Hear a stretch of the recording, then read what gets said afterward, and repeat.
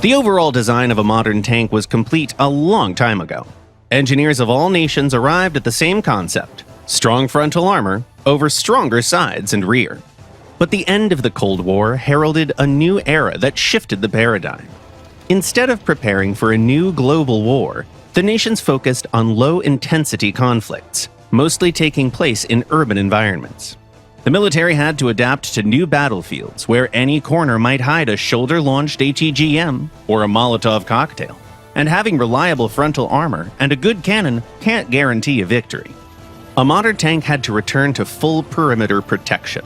A modern tank also had to be equipped with modern communication systems and remotely controlled auxiliary weapons. So, engineers began to adapt existing vehicles to new realities on the fly. One of the most popular urban tank modifications was the American Tusk kit. This conversion kit gave Abrams tanks reactive armor and slat screens for the sides, shielding for machine guns, an auxiliary turret, and a phone for the crew to talk to the infantry following the tank. All of it could be installed right in the field. The United States ordered a few hundred such kits and soon modified the Tusk itself, improving the remotely controlled turret and adding a new tile-shaped ERA layer on top of the existing one. Other nations did similar things to their vehicles.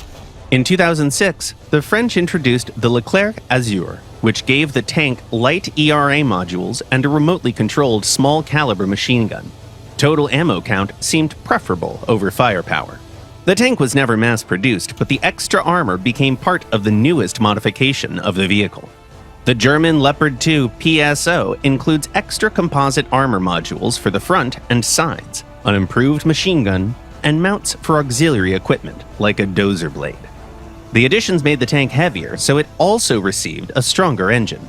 Same as the Azur kit, the PSO remained a prototype, but some of the parts found their way into newer versions of the tank. The British Challenger 2 might have received the most massive addition to its armor, in all meanings of the word.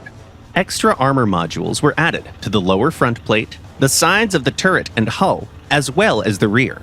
The heaviest version of the tank had a mass of almost 75 tons. Russian engineers also worked on the overall protection level of their tanks. For instance, the latest modification of the T-90 received double-layer ERA on the sides, extra protection for the autoloader carousel, a layer of Kevlar spall liner, a rear niche for turret ammo, and a remotely controlled machine gun. The numerous urban modifications of MBTs never became widely popular, but one can spot their influence all over the world. Most manufacturers are ready to add extra protection to their tanks if the buyer desires it. This competitive advantage has become somewhat of a standard by now.